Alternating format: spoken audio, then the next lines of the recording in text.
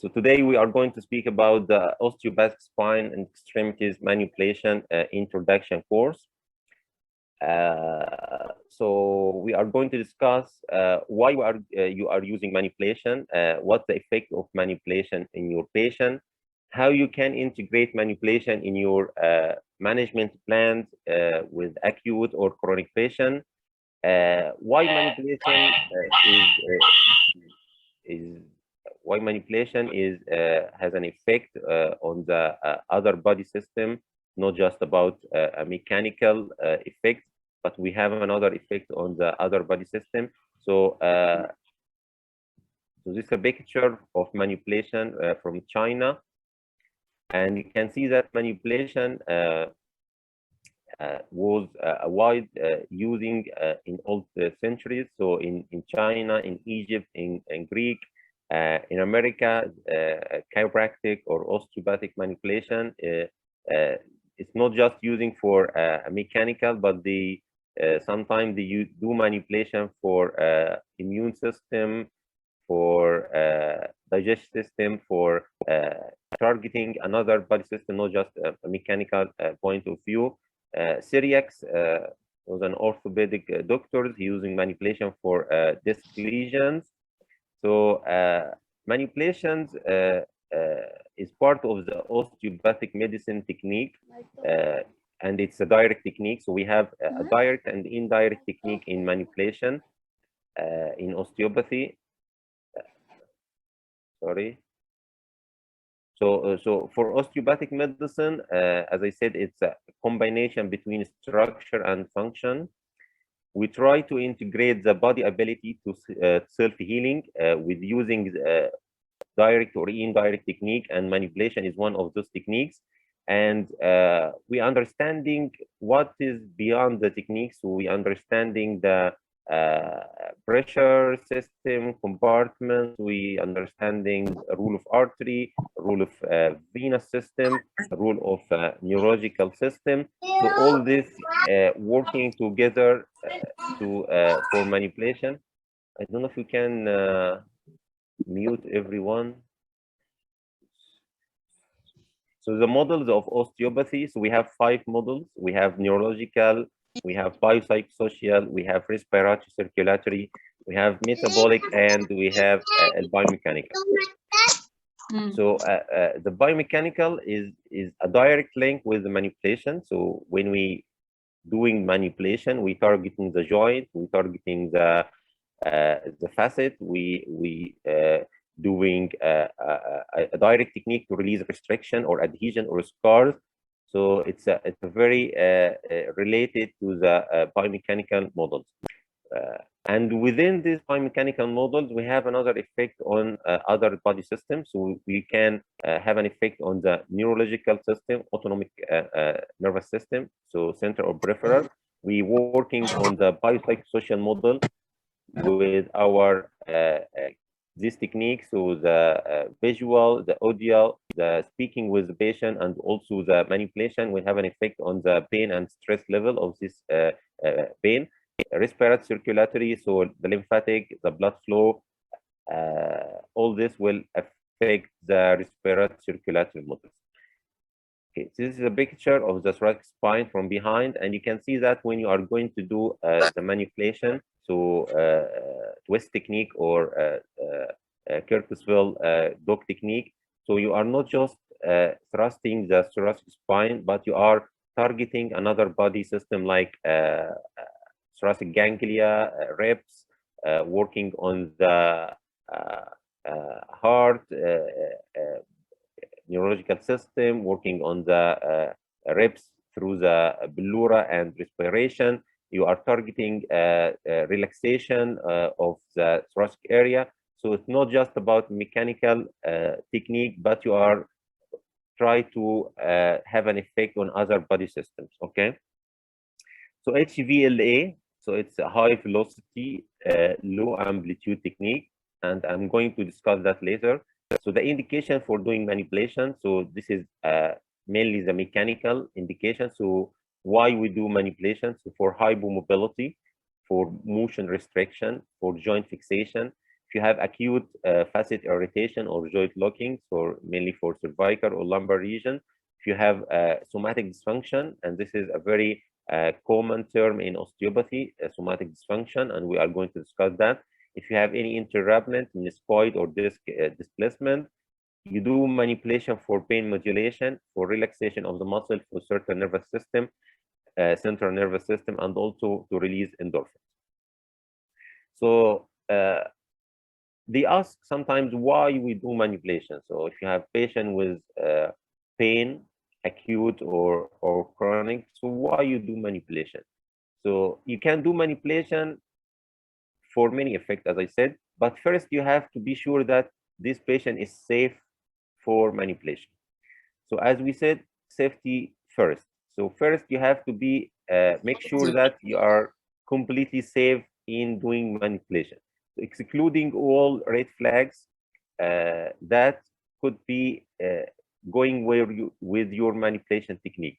If you rule out all the red flags, so you can do manipulation, and you can have many arguments that it gives you an effect on mechanical, neurological, metabolic, energy, or other body systems. Okay, so first you are safe. This patient has no red flags. You make sure that there is no any contraindication, that you can find your clinical reasoning to do manipulation within your management plan. So you can also try to find the yellow flags that affecting this patient. You find the somatic dysfunction, then you decide the intervention. Okay. So this is a contraindication. So any trauma, any maybe metastasis, cancer, night sweat, weight loss, any you don't have a consent from the patient about manipulation, you have to discuss that. Any osteoporosis, osteopenia degree that you are careful to do manipulation for cervical or rheumatoid disease. So any contraindication that you think that you are not ready to do manipulation for this patient, then you can move from direct technique to the indirect technique, or you can just doing mobilization, not manipulation. Okay. So this is a vascular injury, as very common discussing in cervical manipulation technique. However, it's not like not all patient you doing manipulation, you have to do the test for the vertebral artery, but it's one of the consideration when you're doing manipulation in old people, in osteoporotic, in fragile patient, rheumatoid. You're thinking about the vascular injury, and you're thinking about how safe to do this in this patient. Okay. Yellow flags, as I said, so psychological factors, anxiety, behavior, depression. You have to identify that in your patient, and you are going to do manipulation as part of your treatment plan. Okay. So the somatic dysfunction, so as I said, is one of the indication for manipulation, and this a pure osteopathic term. So symptoms: reproduction, tenderness, asymmetry, restriction, and any alteration in the tissue texture. Okay, so all this goes under the somatic dysfunction. So you have an area: cervical, lumbar, thoracic, lower or upper, and you try to find at least 2 or 3 of these items in this area. So when you press on the area, it gives you pain, so symptoms of reproduction. It tender under your hand. There is difference between right and left. There is restriction in the movement for rotation to one side to other side, and the tissue texture is a change. So if you have like 2 or 3 of this, so you can see, okay, I can say that this area has a somatic dysfunction, and this area I can do manipulation for this area. Okay, so you find the somatic dysfunction. Okay, you take your case history, you find the any yellow flags or red flags, then you start your manipulation. Of course, we are a unique individual pattern, so everyone has his own somatic dysfunction. Okay, So this is sometimes conflict with the application of your technique. So I want to do manipulation to this patient, but I don't know why I'm going to do manipulation in this different situation. Okay, so this patient has, okay, thoracic or cervical restriction, but you still have another component that plays roles in patient situation. So he has stress, he has anxiety, he has cervical problem, he has injury, he has trauma, he has medical situation. So you try to find, you examine the systems, you find the code for this patient, for the somatic dysfunction, as this significant dysfunction. You try to collect the information, then you have the unique diagnosis and application for this patient. Okay, sometimes you cannot like saying this a unique diagnosis. It's maybe non-specific, but you still understanding the body system working in this patient. Okay, then you doing manipulation as part of your treatment or management plan. Okay, so tissue are activators. So you using the tissue, okay, to activate the body, to activate fluid, to activate nervous system, and the body will respond in this way if you targeting the dysfunction area within the somatic dysfunction. Okay, so any technique you are going to do, it has mechanical, biological, physiological effect, not just mechanical. Okay, so as we said, somatic dysfunction, so any dysfunction in the component of the body framework, so system, skin, fascia, muscle, lymphatic, any restriction, any asymmetry, any compression, any blockage, any tissue change, all this will be under somatic dysfunction. Okay. Again, third is one of the examination or diagnostic criteria for somatic dysfunction. So for acute, we have different criteria from chronic. So the temperature, the tension, the tenderness, the edema, the arrhythmia. So you can find, okay, this is an acute situation, this is a chronic situation, but you can do manipulation or HVT in both situations. Okay, we do this with, as I said, with case history, with palpation, and with examination for the areas that you are going to assess. So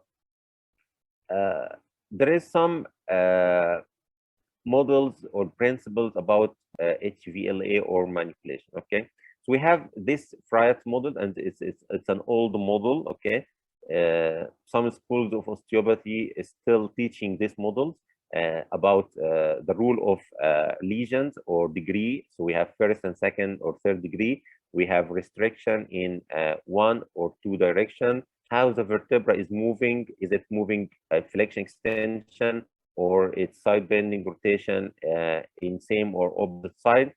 But to be honest, this is now, it's not like updated model. So we are trying now to focus more on osteokinematic techniques. So just to understanding the direction of movement. Okay, so we try to make it simple. So we just find the restriction. Is it in flexion, side bending, rotation? And we try to move this vertebra in the direction of this lesion. So we try to gaining more barrier through the anatomical barrier, of course not beyond the anatomical barrier, but we still not going through any complication about understanding of the lesion. Is it rotated flexion side bending with rotation to one or other side? Is it couple or combined movement? So we are not doing manipulation with these principles anymore. We just understanding that mechanical part is one of the restriction motion principle, and we added other models like biopsychosocial, neurological, metabolic energy. This is most updated evidence base for the manipulation. Okay, so he was a DO, an osteopath, and he finds this principle about Friat's principle or models. When you flex to one side and apex to other side, rotation or side bending, second one and third one, okay? But as I said, we are not going through that. So we have this barrier concept, and this is a very simple. So you have a joint, then you have a restriction of this joint. So like this is should be the anatomical range of the joint, okay? And the patient have restriction in this one, okay? So we have restriction, we have active or passive barrier, then we have the anatomical barrier. So this is the neutral point. We have physiological active barrier, we have passive anatomical barrier, and we have restriction between these barriers, okay?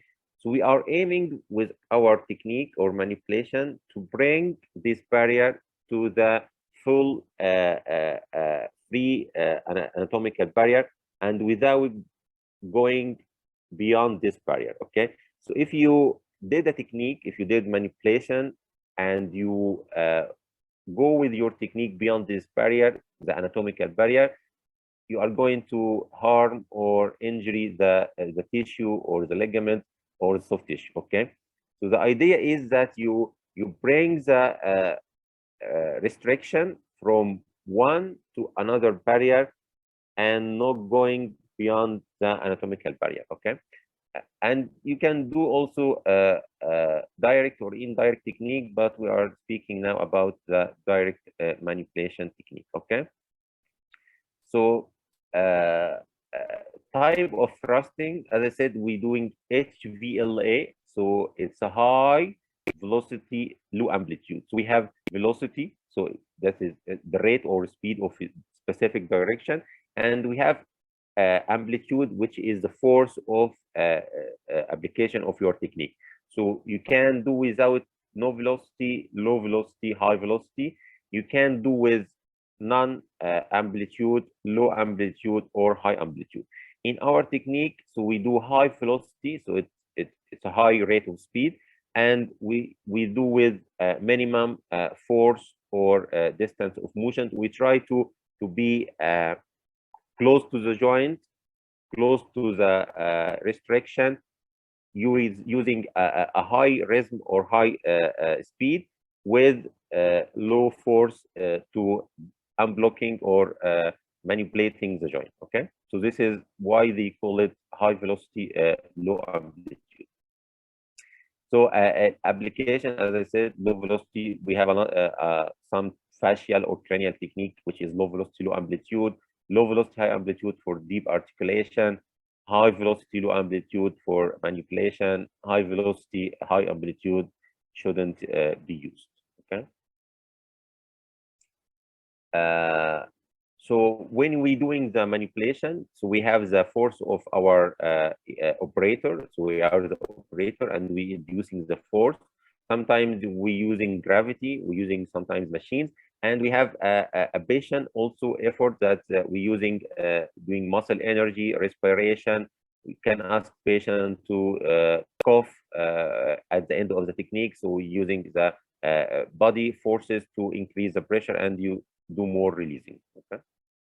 So the application, so first, usually before the manipulation, we're doing soft tissue technique, okay? So we try to release the fascia and muscle to prepare the area of the somatic dysfunction for the mobilization or manipulation. So we doing myofascial, muscle energy, function technique, any indirect technique. Then we find the restriction. We going into the restriction. We look the segment into the barrier. We using breathing. We ask patient to sometimes for cough or looking in another direction for post-isometric relaxation. Then you go for the thrust. Okay. So it should be a high and rapid for velocity. You should be comfort when you're doing manipulation. Your patient also should be comfort. And this is a part of the biopsychosocial models, as I spoke in the beginning. So we're doing manipulation and we targeting another system, okay? So how this patient is comfort when you are doing manipulation. He is in less pain. He trusting what you are going to do. His expectation about the manipulation. So we know now that manipulation is it's very common, and uh, people can see manipulation on Twitter, TikTok, Instagram, Snapchat. So they have beliefs, they have expectation. They come to you with these beliefs and this expectation. Okay, so he saw something about YouTube, someone doing cracking for the neck or the lumbar, and he felt happy when he saw that. He already felt the release. I know some patient come to clinic, and they told me that they already feeling release after the saw someone cracking a neck or a back.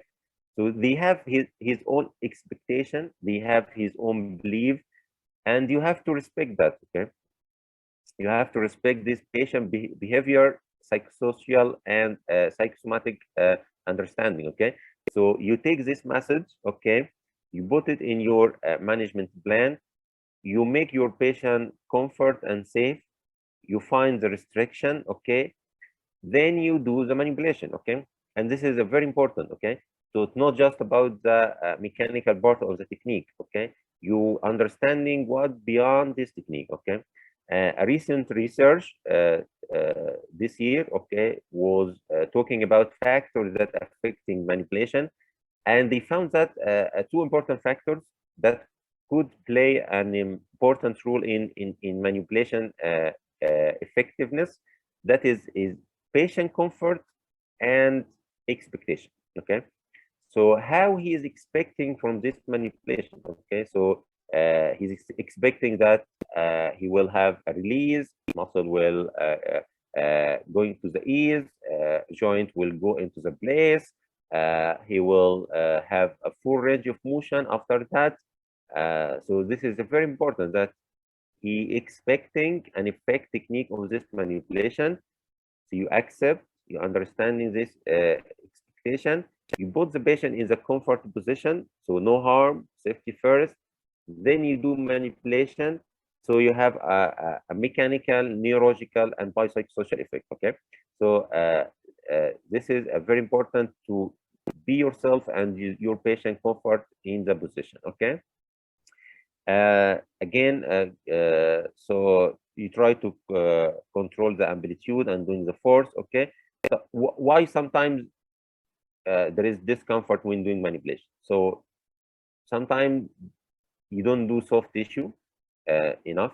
Sometimes you're doing a lot of barrier, so you bring the head from all the direction and you want to do manipulation, so it's not precise, it's not close to the barrier, it's not using a lot of tissue tension and ligament, too much forces. If you just do side bending and you hold the patient in the position, you don't need much force, you just do the rotation and it will do the effect of the manipulation. So too much forces, too much amplitude, that will make a discomfort. Okay, sometimes a low velocity, so you hold and you go very slow. Okay, it doesn't work, so the tissue will protect. You have to be accurate, specific, precise, and very high velocity. Okay, so again, patient not cooperative. Okay, so as I said about expectation, if your patient expecting that this manipulation will be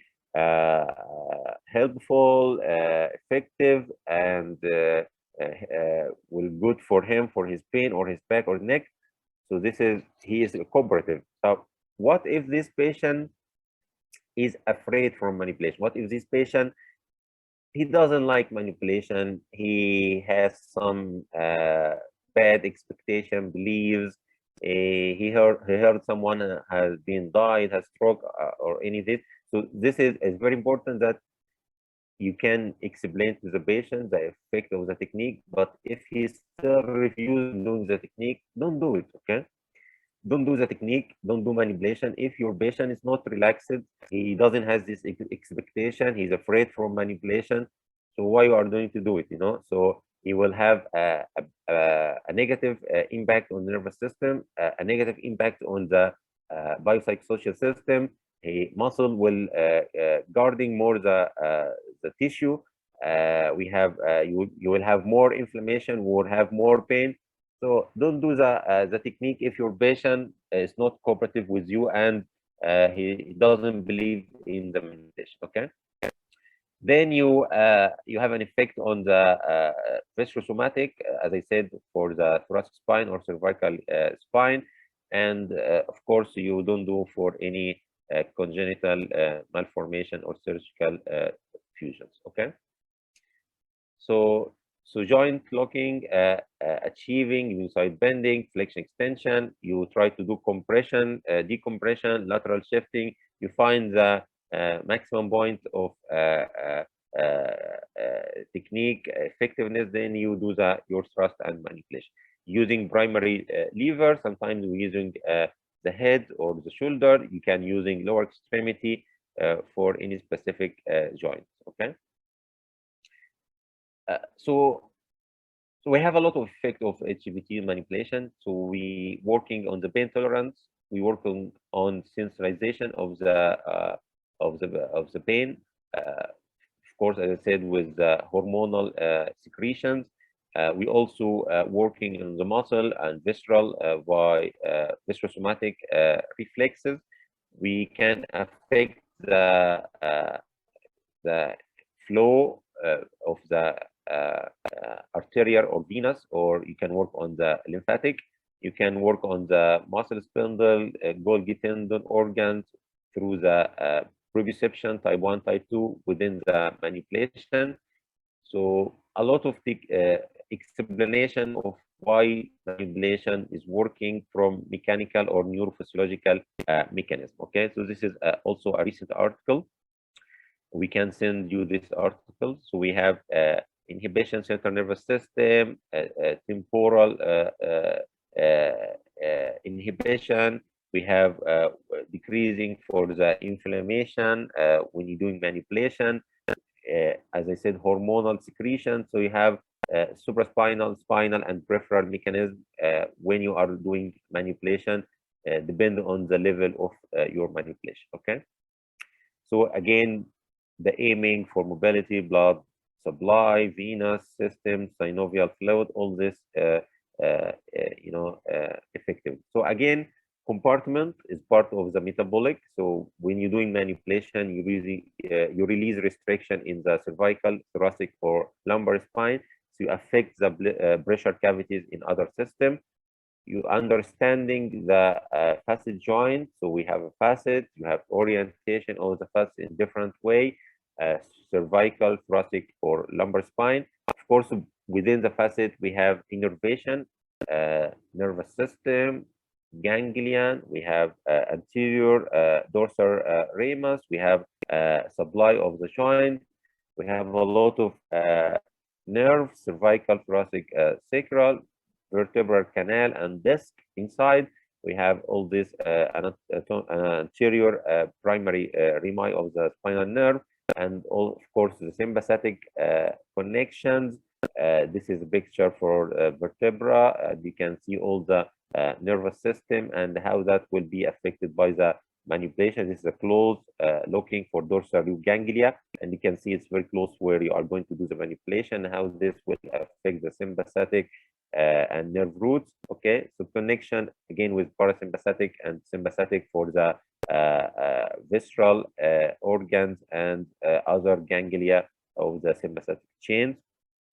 The sinovertebral branch for the innervating the disc and how that will be affected by manipulation. So a lot of neurological explanation of manipulation in the thoracic and cervical region.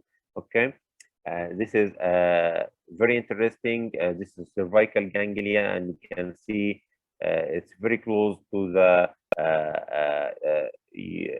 transverse process. So we are doing manipulation for cervical, you're affecting the ganglia, and we have here the lower cervical ganglia, superior, middle, and inferior. We have sympathetic chain, and we have the stella ganglia. So any manipulation for the C7 or upper ribs, how that will affect the autonomic nervous system. Okay.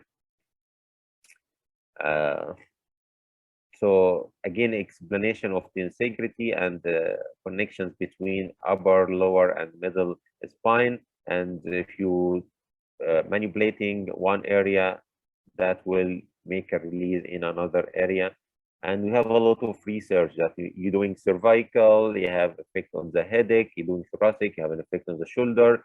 You're doing thoracic, you have effect on the lumbar. You're doing lumbar, you have effect on the lower extremities. So all is connected with fascia system, with ligament system, with muscle systems, with nervous system. Okay. This is one also of the old models on the thoracic spine is the rule of 3. So again, we are not teaching that anymore. So they said before that first 3 vertebra is same level, second in the half of the lower vertebra, and then 1 vertebra below. But now we are not just we are teaching the motion, we are teaching the restriction barrier and how you improve that from biopsychosocial and neurological model. So the sound of manipulation and cavitation, you know, when you're doing manipulation, sometimes you're hearing this cracks. Okay.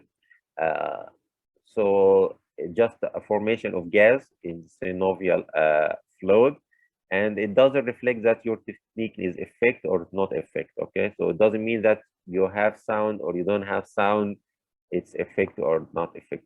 But it's again part of the biopsychosocial models. Okay, so if your patient, he has expectation, as I said, you talk with your patient, you're doing the technique, you put your hand, you are comfort, patient are comfort, you speaking about the technique, how this technique is good for your pain, and we are going to release fascia or joint. Then the patient heard this sound of popping. Okay, so this is another tool. This is another tool of your technique effectively. So you did the proper position, you did proper palpation, you did proper speaking, you did good expectation. Then the patient hearing the sound, he hearing something that pop. Okay, so he had this sound. Okay, and after you did this, you emphasize about this sound. You said, okay, we did manipulation, and you heard the sound. Something has been released. You know, something has been released. Okay, so again you send a message for the upper central nervous system that there is something happened. There's something happened to this joint. Okay, so you did this and you have an effect on the higher centers. Okay, so you have an effect on the neurological system.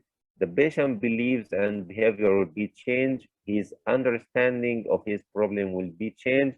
So you have another effect of your technique. So it's not just about mechanical. It's not just about motion restriction, barrier, moving joint from one to another barrier. So it is a mechanical, it is biopsychosocial, it is neurological, it is explanation, expectation, beliefs, using any other factor that affecting these body systems. Okay, so this is a very important part. Okay, so sound of release of nitrogen gas in joint cavity because negative pressure is created. Okay, we shouldn't do that like once a week. We don't want to stretch too much the ligament or the joint. Okay, people doing cracking knuckles. Okay, the question is, it has a side effect. Okay, so there is no evidence that will do osteoarthritis in the joint, but they said that people that doing that for many years, they may have reduced in hand grip comparing to the other people. Okay, again, manipulation with combination. Okay, so when you're doing manipulation, you combine this with exercise, you combine this with soft tissue, you combine this with neurological treatment or neural manipulation. So it's a part of the technique and management plan in your patient. Okay. So we have a cervical manipulation, and this is a very common technique. Okay. I will not go for details. So we doing manipulation cervical for headache. This is flexion extension for the occiput and the atlas. Okay, rotation between atlas and the axis. And this is the direction of your technique. It's mainly rotation for the upper cervical. This is the movement of flexion, extension, side bending, and rotation. And this is the direction of the angle of the facet for the cervical. Okay. And this is, as I said before, this is your examination and diagnostic criteria. So you're assessing the motion. Is it going to one direction? Is it restricted into the other direction? Then you move it to the direction of the restriction. Okay. Is it we saw a lot of patients in this position, so they have like extension in the upper cervical. Okay, so you want to bring this into flexion. So you're assessing this segment. You know from your observation that he has some dysfunction or extension.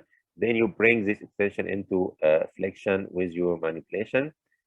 You know the anatomy, the transverse process, the pillar. It's very important for your palpation, direction of the facet, direction of manipulation. So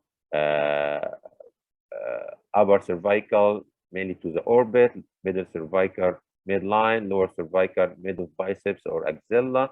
Okay. This is a video for manipulation. And you can see he's pointing towards the orbits. He's doing upper cervical manipulation. Okay, he choose to do slight side bending. Okay, this is another one. Again, you know, you can go from, this is mainly for the mid cervical. As I said, it will be in the midline. Okay, this is for upper. This is for the lower segment. Okay. So again, you find your clinical presentation of the patient. So neck pain, limited range of motion, headache, radiculopathy. You excluding the red flags, as I said, contraindication. Then you do manipulation. Then you reassess your patient. What improvement happened after this manipulation? So he has better mobility. He has less pain. He has a changing in the tissue tenderness or asymmetry. He has a neurological effect. Then you add this with your biopsychosocial model for expectation, talking to your patient, and emphasizing on the sound or the releasing that happens. Okay. So this is minimum risk, as I said, for the cervical HVT and mainly for the upper cervical. So if you're doing the technique in the right way, so don't worry about any risk. If you excluding red flags, you aware about your restriction and barrier, you are not forcing the tissue, so nothing will be happening. Okay. Okay. So, yep. Again, we're doing mainly in flexion, and we try to avoid extension. So how do you avoid problem? As I said, so proper barrier, proper motion, minimum force, high velocity, patient comfort, your trust, patient trust. All this will have a proper effect and avoid problems in the cervical manipulation. Lumbar manipulation, so side roll, and it's a very nice technique. You know, we doing side rolls for back pain, for sacrum, for ilium, for lower extremities. So it's a very nice technique. It's a very safe technique. Lumbar vertebra, you don't worry too much about the artery or like in cervical, so you can do it in a good technique. So again, you try to gapping between the facet, okay, and you have this effect on the meniscoid interabment. So a synovial fluid, blichia inside the joint, you try to separate this, and will have effect on the facet and the joint.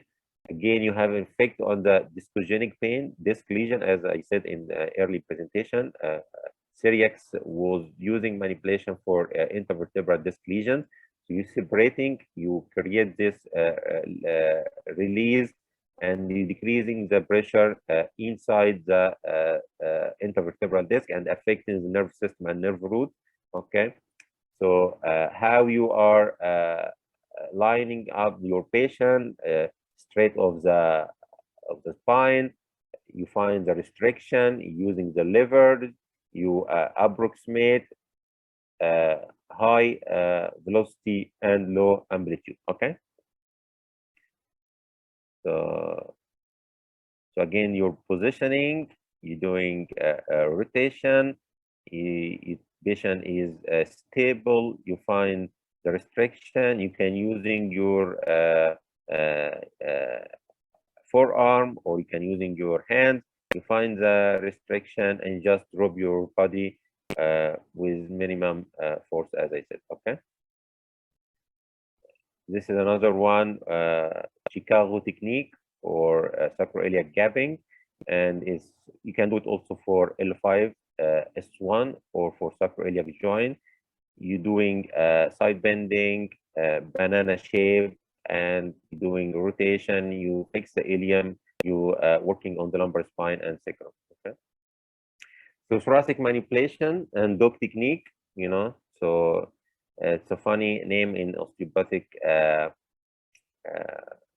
techniques, the dog one. So we're using the arm of the patient in different way, and we try to targeting a different upper, middle, and cervical, upper, middle, and thoracic spine. Okay, so this is how we using the arm of the patient for the upper, middle, and for the lower thoracic spine. And every time we're using the elbows as a fulcrum, we put the pressure and you manipulate the vertebra inflection or extension lesion. So changing the direction, changing the arm position, changing the head of the patient, and you can doing from upper, middle, and lower. Okay, using your body. Okay, so it's a very safe technique. Again, you try find restriction of the barrier and just using the force, and you do manipulation. You can do it from supine, or you can do manipulation from setting also. Okay, this is for reps. As I said, the upper reps. Okay, first rep, it's in the thoracic inlet, and we have a lot of anatomy. We have a lot of connection with the lung, with the pleura, attachment with the ligament, and also artery and neurological attachment. So you put your hand on the upper ribs, you working with the neck, you try to find the restriction, and you do manipulation in the direction of other side. Okay.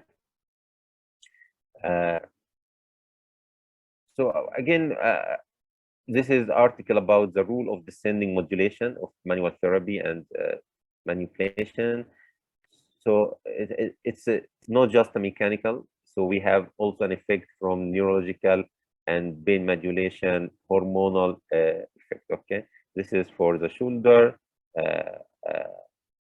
clavicle, and you can do it for any shoulder pain. We do this for fibula if you have a restriction.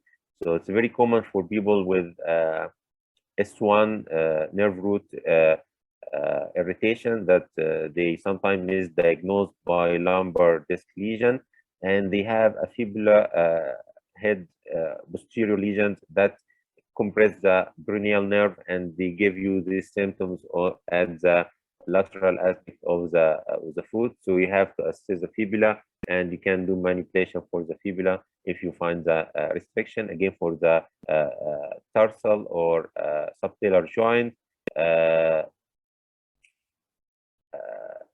this is an article that sometimes they ask about the activate of the joint targeting. Are you, when you're doing manipulation, are you really targeting this joint, or sometimes you're targeting above or below joint? So statistic view was not enough that you are targeting the specific joint, but I still saying that you have another effect on the other models and the other body system. Okay. Again, the accuracy, are you doing an accurate technique? Are you really on this level, or you, when you do manipulation, sometimes you also getting upper or lower level, but it's nothing to worry about. Okay, it's just your effect of mechanical, psychological, and neurological manipulation. It's about restoration of the function, breaking any adhesion, and releasing any meniscoid lesion. Okay.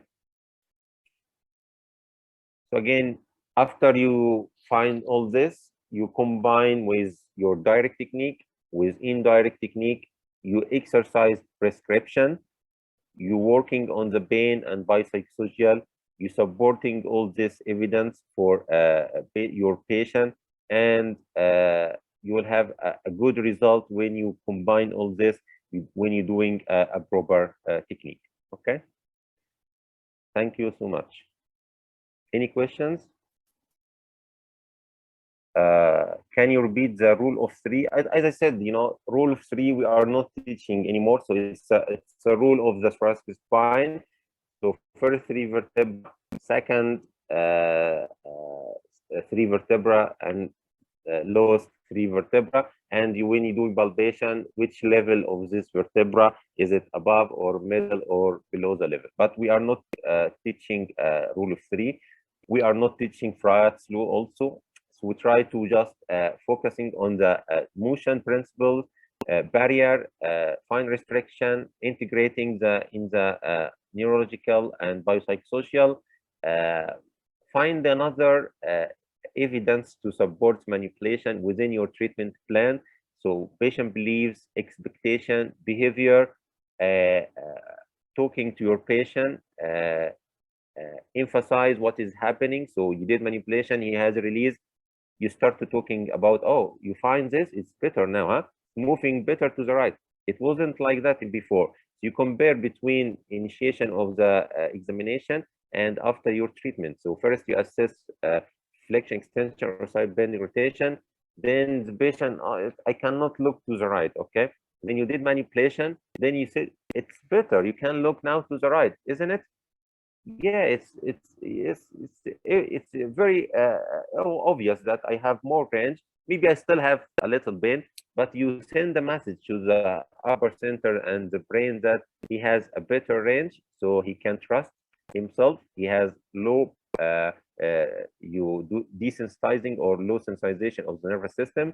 You increase the tolerance of the pain, so he can rotating more. You give him exercise. So you're working on another levels, not just about manipulation. You're targeting another system.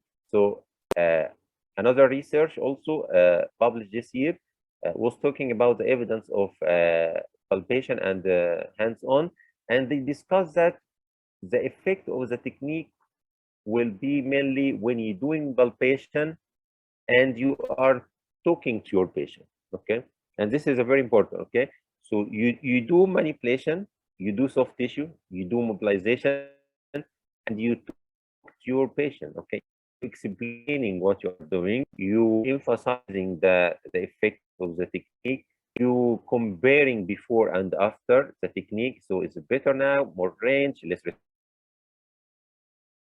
restricted. How do you feel? You hear this, you find this, you feel this, so you try to combine between what you are doing with your hand and what the patient will feel. Okay, this is how you match between the upper and lower system, and you try to find the connection. Okay. So angulation, yes, angulation is important if you are going to targeting specific level. If you're going to do upper, you're going to the eye or orbit, middle to the midline, lower for the opposite biceps or axilla. Okay. Contraindication, unless your patient doesn't have fixation, so there is no screw, and there is no fixation, you can do manipulation, no problem. Okay.